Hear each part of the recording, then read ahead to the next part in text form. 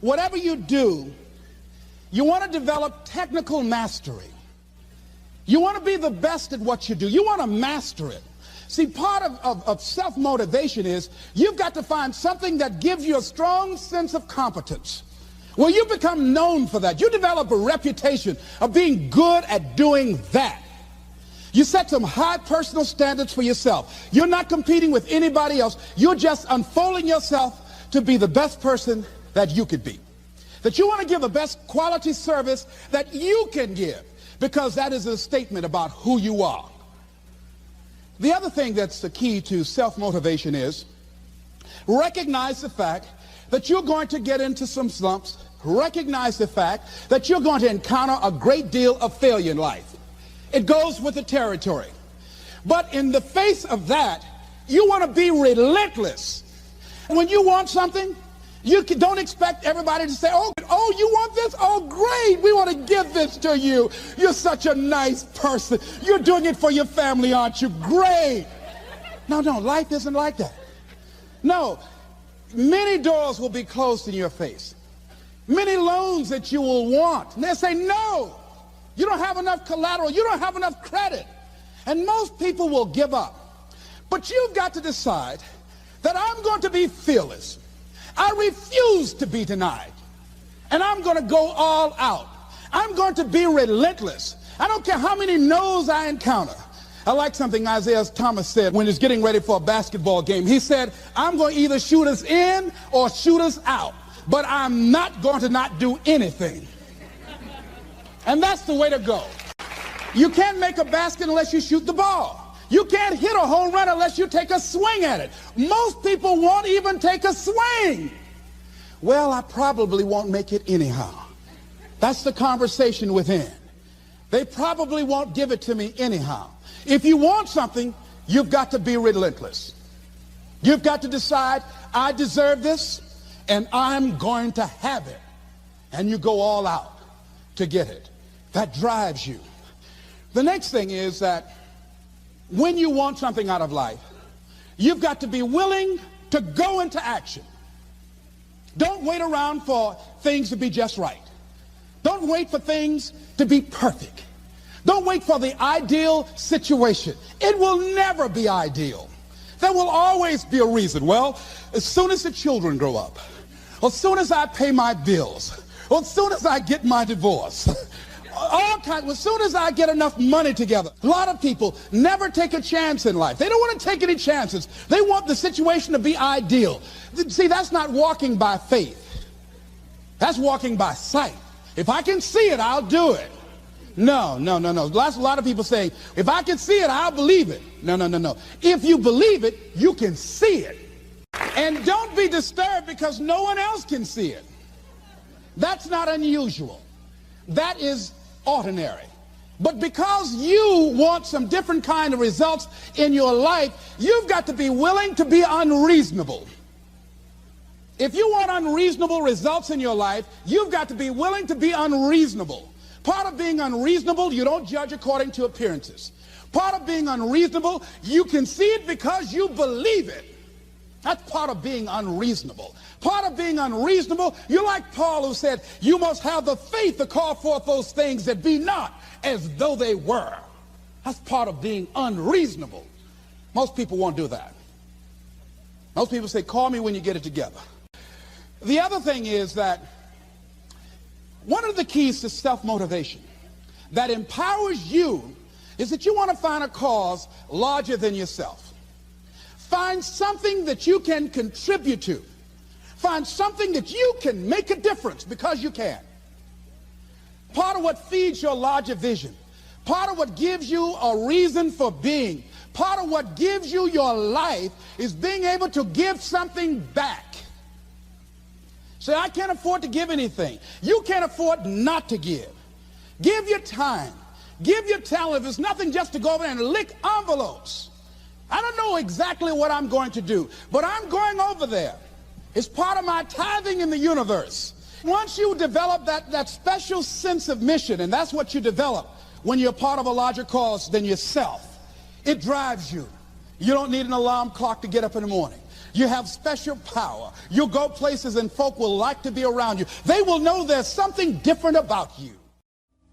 See, no one would go get on an airplane if you thought your chances of getting there to your destination were as good as your luck. And I say the reason that you will reach your destination more times than your luggage will is because the airline, and I'm glad that they do, has made it a priority to move the human beings from one point to the other safely. So I'm not really upset when my luggage doesn't show up. I'm glad they delivered me, because they've made me a priority. See, they have made delivering you to your destination important. So if you want to honor your commitment, whatever you decide that you're going to do, make sure you make it important. Make sure it is priority. Keep it before you. The other thing is, whatever that you want to do, whatever you want to begin to create and beginning to manifest your greatness and strengthening your level of commitment, and it's really exercising your will. Find something that you want to do on your goal, one action step, but make sure it stretches you, that it challenges you, but it's doable, that you can do it. This year I decided that I was going to exercise. So I started out doing just 10 setups and 10 push-ups. I know I can do that and not get upset about it. I can do that without thinking. So I started out small. Now I'm up to 50, but if I try to do 50 starting out, I wouldn't still be doing it. So I started doing it in manageable segments. Do that, and that strengthens your will. So my commitment now is strengthened and fortified by the activity of actually doing it. So now I can expand and build from there. When I decided to begin to manage my money differently, and I started saving 5% of my money, then I increased it to 10%. Then to 15%. So now I have disciplined myself to live off 75% of my income. I took discipline to do that, but I started watching how I was spending my money. I started keeping a log and following myself. So you want to begin to find something that is manageable, that you know that you can do. The next thing, in beginning to keep your commitments to yourself, have some friends that will hold you accountable, that won't let you off the hook, that won't tolerate anything less than the best from you. People that will support you in this new way of being, in this new state of consciousness. The other thing is that important is have a contingency plan. See, many times when you make a commitment to do something, there are some other variables that will happen that you can't control or you perhaps did not think about. So you want to have some other plans going on. You want to become creative. See, most people don't keep their commitments because when something goes wrong, they just stop. They don't have a contingency plan. So they don't know what to do next. Start being creative. If you challenge yourself, many times we say, I don't know what to do. And I always ask myself, but if you did know what to do, Les, what will it be? That activates another part of my mind. I start thinking about the possibilities and just experimenting. But many of us just stop dead in our tracks. I don't know what to do. You do know what to do. You've got genius in you. Challenge yourself. Push yourself. Make yourself come up with something. Use your imagination. And what you will find is that you know more than you realize that you know. That you're more creative and more resourceful than you realize that you are. And as you do that, the more you do it, the easier it will become. At first, it's going to be a struggle. And after you get into a certain level of consciousness, you will ask yourself, how is it that I didn't see this before? At the level that I'm managing my business now, they say consciousness is what we are. I literally look at myself and say, how is it that I didn't do this before? Why is it that I couldn't see this before? And the reason that I didn't see it before, because I didn't challenge myself. I didn't put myself out here. See, the reason that most of us go through life never discovering our true greatness, literally walking, breathing corpses, the uncommitted life isn't worth living. Why? Because it doesn't produce anything. See, you only make things happen. Your life only counts. You only make a difference when you are committed. When you make a commitment with your life. That's the people that make a commitment with their lives. The people that make a commitment to their customers. The people that make a commitment to their families, to their relationships, are the people that make the greatest impact in life. You can only have two things in life. Reasons or results. Notice, reasons don't count.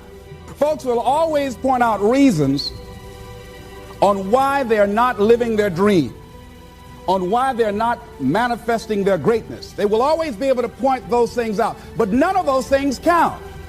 The only thing that counts are results. And results don't lie, ladies and gentlemen. They tell it all. Judge a tree by the fruit that it bears, not the ones that it might talk about, not the ones that it might wish for or think about or affirm about, but the fruit that it actually bears. So let us look. I think that all of us are committed. But I think that some of us are producing results in our lives that level of commitment brings that we particularly don't like or find distasteful. I don't think that as a participant in life, you cannot be committed. You're either committed to mediocrity or you're committed to greatness. You're either committed to being productive or you're committed to being non-productive. You're committed to being happy or you're committed to being unhappy. See, whatever you're doing, however you spend your time, that tells you who you are. So think about what it is you like to create in your life experience. Once I look at how you commit your time, once I do an evaluation on how you spend your time, I can tell you exactly what you're committed to. People that say they have dreams or want to open a business or want to do something differently than what they're now doing, they don't like their jobs, they're unhappy, they're unfulfilled. People who say they want to improve their income level, look at how they spend their time. How they spend their time, the commitment of their time, how they use that will really tell the truth. People who said, I'd like to do better, but you don't find them in vocational or technical schools upgrading their skills and their knowledge, how they spend their time, that will tell you what's going on. People who say they want to normalize their weight, they want to be healthy, but every time you see them, they're eating, that will tell you that they're committed to being obese for the rest of their lives. People tell you they want to stop smoking and they're lighting up at that time. Folk that say, I want to stop drinking, and every time you're in their face, they're reeking with alcohol, that will tell you what's going on. Don't have to listen to what they say, just watch what they do. Commitment shows up in your life in what you do. On the other hand, you can make the commitment to your life that you don't like the results that you have and that you're going to do something about it. See, that power is available to all of us. Why is it that people are frightened by commitment? Because when you say the word commitment, that intimidates a lot of people. Why? Because it means you have to deliver. See, most people, you ask them, hey, look here, I'd like for you to do this. They'll say, I'll try. I'll try means that is my escape clause. When I don't come through, it's really a polite no. I don't have the courage to tell you no, so I'll tell you I'll try. So most people like to use that language. They don't want to commit themselves because commitment means, among many things, no excuse is acceptable. That's what it means, no excuse. That if you decided that you're going to do this, if it becomes hard, then do it hard. If it's difficult, so what? If it's inconvenient, so what? See, a lot of people made a commitment to come here tonight, but they looked outside and said, it's raining. The temperature dropped. It's cold outside. And they decide to give up on their commitment. And that's how people do about their dreams. They don't honor their commitment to themselves. Let me tell you what happens when you don't keep your commitment. Number one, it begins to deplete your self-esteem and it erodes your self-image. It weakens your faith in yourself. You don't feel good when you don't keep your commitments. The other thing is that you begin to develop weak relationships with people. People begin to realize they can't depend upon you. They can't rely on you because you won't keep your word. You've established that kind of reputation. Just think, what would your life be like if you decided to keep your commitments? How much time do you spend working on you? How much time do you spend every day working on your dream? In the last 90 days, how many books have you read? In the last year, what new skill or knowledge have you acquired? What kind of investment have you made in you? So I'm saying that as you begin to look at where you want to go, if you want to make it today, and things are changing so fast, you have to literally run to stand still. I'm saying that you've got to make some conscious effort to begin to work to develop you. Here's something else. Most people are not living their dreams because of fear, ladies and gentlemen. Fear, limited vision, and lack of self-esteem is what keep most people doing things they don't want to do. The same reason that people stay in relationships where they're abused or they're unhappy or it's unfulfilling, they can't see themselves beyond that relationship. They can't see themselves enjoying life without that person. They think that this is all that they can do. The same reason that people get stuck at a certain level in life, they can't see things being better for them. And they think that this is it and this is all they deserve. This is all they've ever seen. It's been passed on to them. And they think that this is it for them. Oh, no.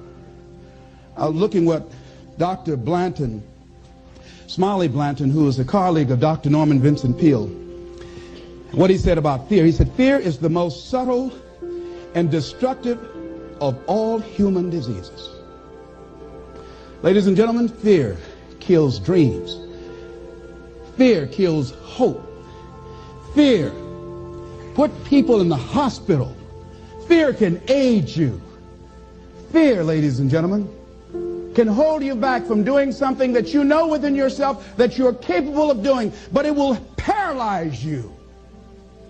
And it seemed like you're in a hypnotic spell. And I ask you a question, what is the benefit?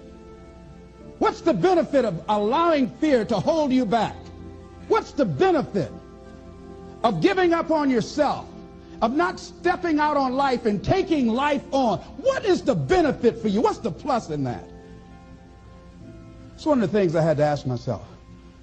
So I didn't want to make any mistakes. I wanted everybody to like me. I wanted to be perfect the first time I did something. It's not going to happen. You're going to make some mistakes. You're going to hurt some folks' feelings. You're going to create some enemies whenever you decide that you want to begin to take life on. You've got to ask yourself, how long am I going to allow this to hold me back? I like what Zig Ziglar says. He said, fear is false evidence appearing real. That is an illusion that we create in our mind. It is a state of mind that can be changed. So let's look at how we can begin to take some steps to restructure that fear, to begin to expand our visions of ourselves, to begin to increase our self-esteem. Webster said that self-esteem means confidence and satisfaction in oneself. Look at your life right now. Whatever you've done up to this point in time, your life is working. Whatever you have produced, it came out of you as a result of the kind of person that you have become. As a result of your choices, as a result of your consciousness. Now you have to ask yourself, are you satisfied with what you have produced? Is this what you want? Would you like for things to be better than this? Do you believe that you deserve better than this? Or are you content? This is it. You don't have to do anything else. That you've already raised yourself in life and say, well, I'm happy. I'm not starving like the people in Calcutta. Are you allowing yourself to get off the hook like that? Or do you believe somewhere in the back of your mind or in your heart that there is some other great work for you to do? There's something else that life has for you. And that's why you're here. How do we handle this fear factor? How do we increase our self-esteem? You have to begin to fortify yourself. How do we do that? I believe that you have to begin to consciously monitor your inner conversation and start talking to yourself. Start building yourself up. Sometimes the only good things you will hear about you are the things that you say to you. So I'm saying learn to be your own booster. Start building yourself up. Start encouraging you. Start saying, I can do this. I can make this happen. When I started thinking about becoming a speaker, I said, yes, I can do this.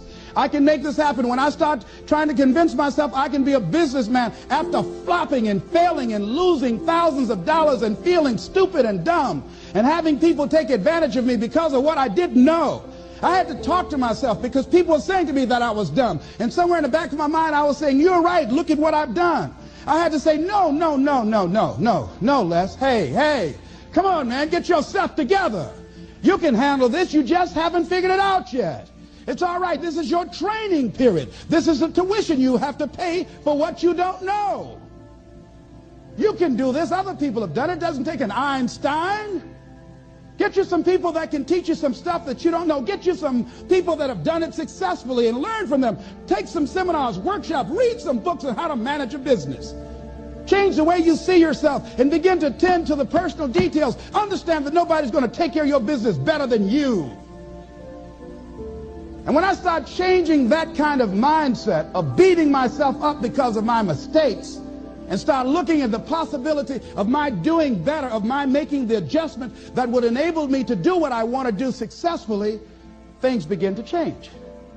And I say, stop beating up on yourself. You do it. I know you do it. I've done it. It's a natural inclination for us to put ourselves down. See, we are born negative, I think, in a negative consciousness because we live in a negative world. Here's some other things, ladies and gentlemen. Begin to guard your mind against negative programming, like turn off the television. Don't watch the news. So you've got to guard the kinds of things that you put in your mind. See, if you don't program your mind will be programmed, because human beings are goal-oriented. That's why we die of broken hearts early. That's why we're running through life to early graves. We're going through life, ladies and gentlemen, and I think that Henry David Thoreau said that most men live in quiet desperation. Most of us go through life running scared. So we created this in our minds, false evidence appearing real. We made it real in our minds.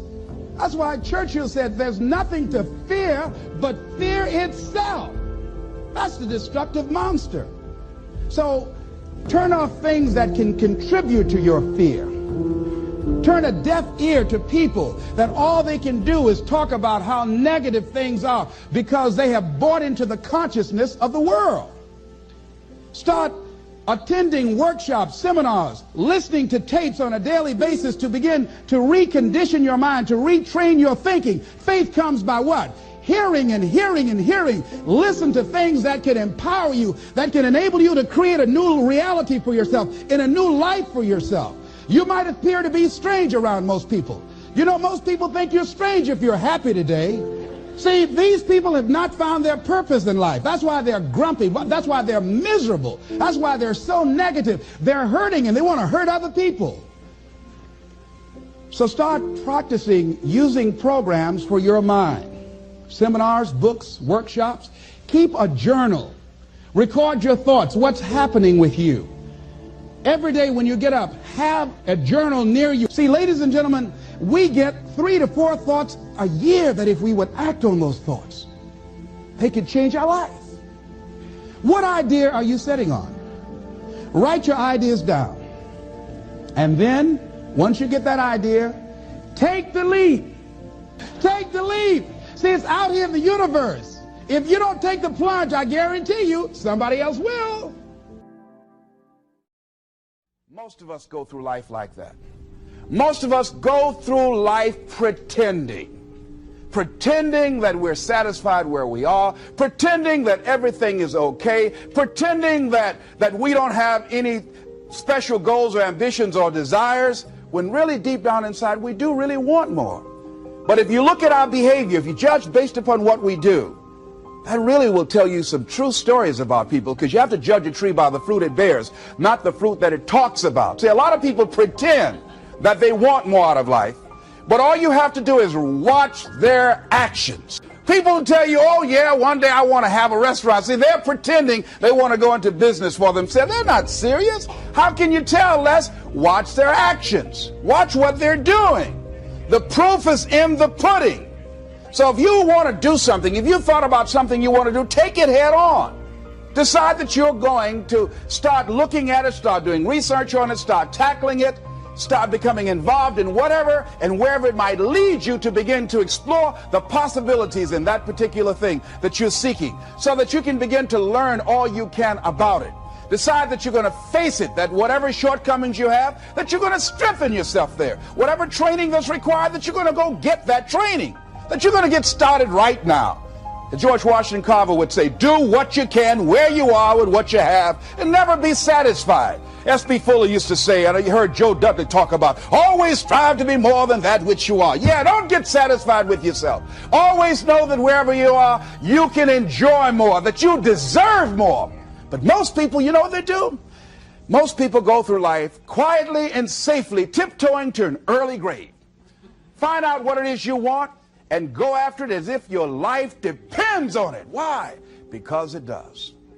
People that have found their passion, people that found the things that they love, people that have found the things that they can pour their lives into, those people live longer. I was in New York and I had to do a seminar at a special church, and a guy by the name of Reverend Johnny Youngblood. And I said, how is it that you were able to build this big housing facility and got all of the various community and religious groups together to have this dwelling for 2,000 residents that were once homeless? How were you able to take on this responsibility? Wasn't it overwhelming? He said, the kind of work I do, he said, it's in me. I've got to live what's in me. And I think that's everybody's desire in life. You got to live what's in you. Life is just too short and unpredictable. But what do we say? But there always be tomorrow. Oh no. There's no guarantees you're going to show up tomorrow. There are a lot of people who were here yesterday that they're not here today. There are a lot of opportunities that were around yesterday. They're not here today. Oh, you can wait, but you know what Abraham Lincoln said? Well, good things might come to those who wait, but only the things that have been left over by those who hustle. So who want to go through life picking up leftovers? You deserve much more than that. The leftovers is somebody has left you. So take it head on, begin to explore it. Here's something else. Decide to do it now. Decide whatever you want to do, that you are now going to become actively involved right now, exploring the possibilities for you. That you're going to look at it and do just a little bit of it right now. When I decided to become a speaker, I didn't just quit my job and just ran out and say, I'm a motivational speaker. No. What I did was I decided to start looking at other people that were involved in the speaking profession. I volunteered to work with some speakers so that I could learn. Whatever you want to do, get your feet wet. Gain some experience doing some volunteer work in the area and find out whether or not this thing you want to do will fit for you. A friend of mine told me he wanted to have a restaurant. I said, have you ever operated a restaurant before? He said, no. I said, well, really, you don't even know if you want one. I said, what's your expertise? What do you bring to the table? He said, I can cook real good. I said, well, what about the management side? What about the business part of the restaurant? You're not going to be cooking all the time. Somebody's got to receive the money. Who's going to manage the personnel? He said, you got it right. You got a point there. So this guy got a job in a restaurant in the evening time on a part-time basis. After doing that for a while, he said, you know what? I think I just want to be a chef. He said, after working there, people didn't show up to work. He said, it's hard to find the help.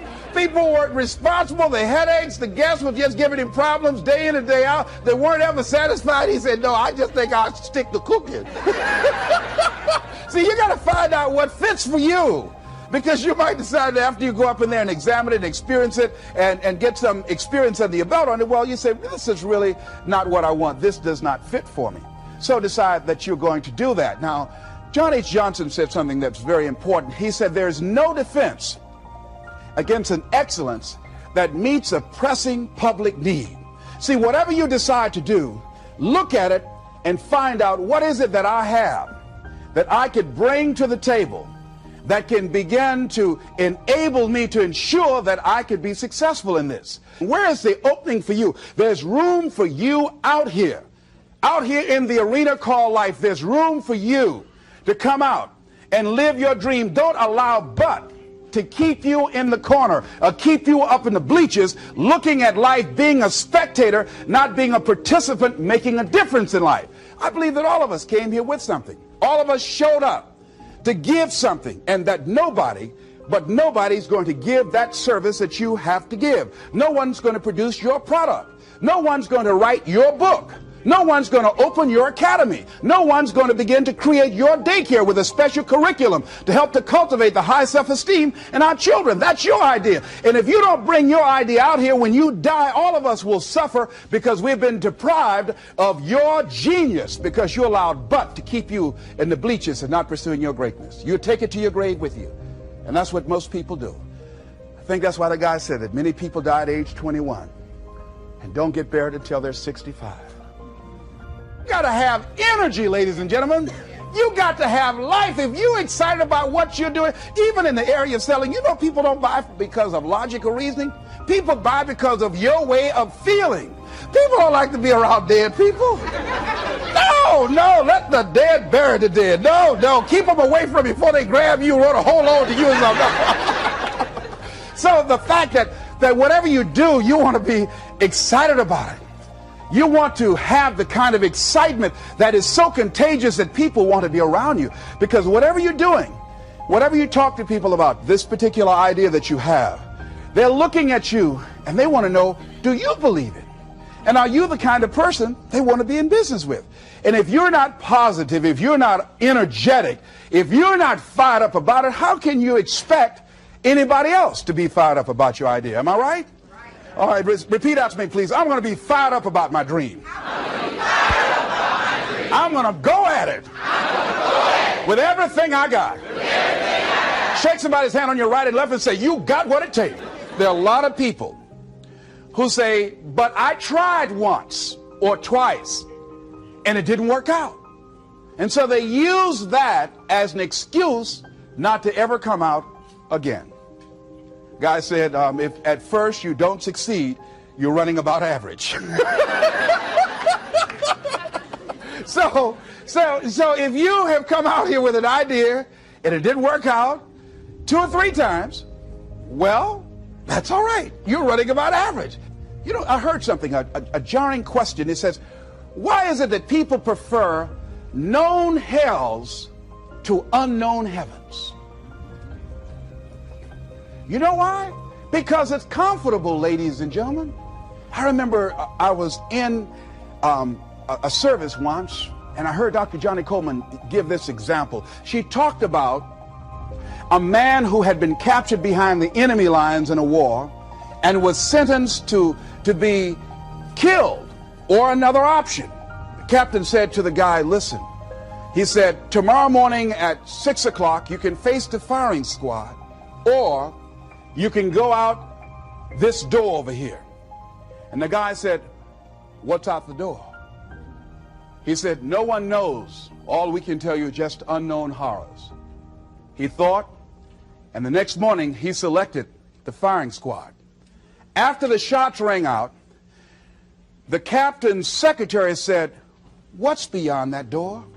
And he said, freedom. But very few people would select to do it because it's unknown. See, a lot of people never live their dreams. A lot of people never do the things they want to do. A lot of people stay on jobs where they're miserable. I read an article called, Is Your Job Making You Sick? A lot of people, some of y'all know about that already here. So go on and say amen, it's all right. That one lady told me, she said, when I used to go to work, she said, when I stepped in the door, it felt like a refrigerator dropped on my shoulders. How many of y'all understand that kind of feeling? They were miserable, just hated to go after 60 minutes on Sunday afternoon. Or come Monday morning, my head used to throb. I just couldn't take it. Didn't want to go sometimes just for the heck of it. I just drive on by. I used to hate to go to work. Many of us choose an active living death. Many of us are walking dead. The walking dead. That we're not doing what we want to do. Many of us stay in relationships where we're dying together rather than growing and expanding and living together. We're miserable, but because we don't have the courage to see ourselves beyond that relationship that has turned toxic. I'll never forget Mr. Washington said, Mr. Brown, yes, sir. What do you want to do with your life, young man? I said, sir, I want to be a disc jockey. He said, Mr. Brown? I said, yes, sir. He said, you got to be hungry. I said, what do you mean by that? He said, people that are hungry are willing to do the things today others won't do in order to have the things tomorrow others won't have. People that are hungry are willing to invest in themselves. People that are hungry will go to seminars and workshops. People that are hungry are always searching, always seeking higher ground. So how do you want to make it? I said, I want to be a disc jockey. He says, good. Here's what to do. He said, I want you to read 10 to 15 pages of something positive every day. He said, you don't get in life what you want, you get in life what you are. You must program yourself to success. He said, I want you to listen to Earl Nightingale and Zig Ziglar. Listen, faith comes by hearing and hearing and hearing. He said, I want you to change your relationships. And I don't want you to ever lose your hunger. I said, what do you mean by that? He said, people that are hungry are unstoppable. People that are hungry are no matter what people. They make it happen no matter what. He said, I want you to listen to Paul Harvey. Who is he? He's the world's greatest communicator. Success leaves clues, young man. Always listen and follow people who are doing what it is you want to do at the level you want to do it, and learn from them. I told T. Hobb when we were standing by the stage, I said, hey man, I want to work more with you. I want you to coach me. I want to learn from you. See, I found you're never too old to learn and you're never too young to teach. Always have a thirst for learning. So I listened to Paul Harvey every day on the radio. While in school, I would go out and listen in his car. He gave me his keys. I was working to develop myself.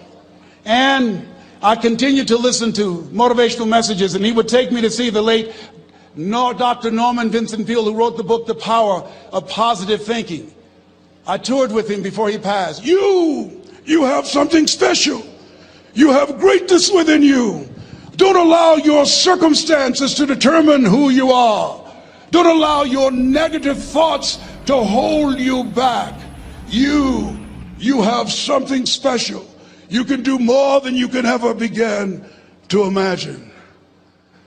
Dr. Peale was an incredible man. I admired him. When he spoke, he gave me goosebumps. I can feel him in my heart. And I never forget, we were coming back to the school, and Mr. Washington said, Mr. Brown, yes, sir. When Dr. Peale spoke, you didn't move. When he spoke, you were hanging on every word. When he spoke, we didn't have to tell you to sit down and be quiet. Why? I said, sir, I could feel him when he talked. I felt like he was talking to me, sir. He said, he was.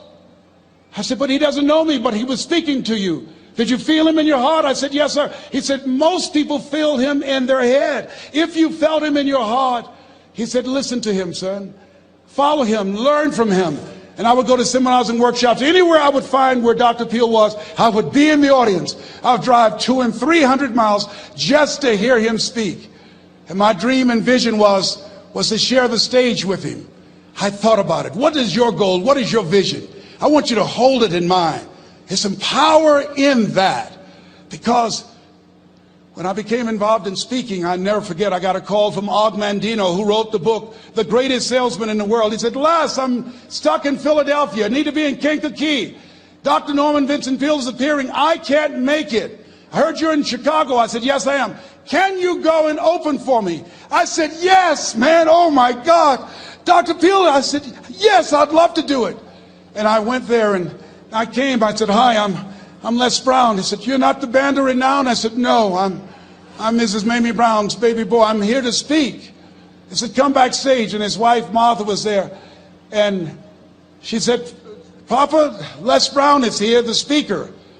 And he said, Les Brown, shoot for the moon. Because even if you miss, you'll land among the stars. I said, sir, that's my quote. I wrote you when I was in the 11th grade. I was a part of a special education class project. That's my quote. He said, I know. I end all my speeches with that quote. So I did the things that Mr. Washington suggested. I listened to motivational tapes on a regular basis. I would go to seminars and workshops whenever Zig Ziglar and Dr. Dennis Wagley and Jim Rohn would come to town. And I said, sir, what do you want me to do now? He said, Mr. Brown, I've given you everything that I can give you. He said, develop your mind, put your money where your mouth is, continue to learn how to be an effective communicator, because once you open your mouth, you tell the world who you are. And always surround yourself with OQP, only quality people. So I went to apply for a job on Miami Beach. WMBM radio station. Milton Butterball Smith was the program director. Hello, Mr. Butterball. How are you, sir? My name is Les Brown, sir. I'd like to be a disc jockey. He said, young man, you have any journalism in your background? I said, oh, no, sir, I don't. You have any experience in broadcasting? I said, no, sir, but I practice all the time, sir. Let me audition for you, sir. Let me show you how good I am. All I need is a shot, sir. He says, no, we don't have any job for you. How many ever been rejected? Raise your hands, please. I was devastated. I went back and I told Mr. Washington, I said, Mr. Washington, they said no. He said, don't take it personally. Most people are so negative, they have to say no 7 times before they say yes. He said, you got to be hungry. Make know your vitamin. Go back again. I said, yes, sir. Hello, Mr. Butterball. How are you, sir? My name is Les Brown, sir. I like to be a disc jockey. Young man, weren't you here yesterday? Yes, sir, I was. Didn't I tell you no yesterday? Yes, sir, you did. Then why are you back today? Well, sir, I didn't know whether or not somebody was laid off or somebody was fired, sir. Nobody was laid off or fired. Now, get on out of here. I came back the next day. Hello, Mr. Butterball. How are you, sir? My name is Les Brown, sir. I like to be a disc jockey. I know what your name is. Weren't you here the last 2 days? Yes, sir, I was. Didn't I tell you no the last 2 days? Yes, sir, you did. Why are you back? Oh, sir, I didn't know whether or not someone got sick or someone died, sir. No one got sick or died. No one was laid off or fired. Now, don't you come back here again. I came back the next day talking loud, looking happy like I was seeing him for the first time. I said, hello, Mr. Butterball, how are you? He looked at me with rage. He says, go get me some coffee. I said, yes, sir. My favorite book says, the greatest among you will be your servant. How many of you are serious about your goals and dreams? Raise your hands. Very good. Write this down. Provide more service than you get paid for. Provide more service than you get paid for. I go to a lot of seminars and workshops.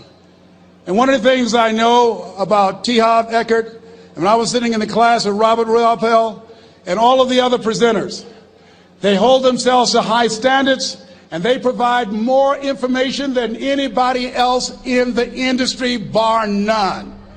They hold nothing back because their commitment is for your success.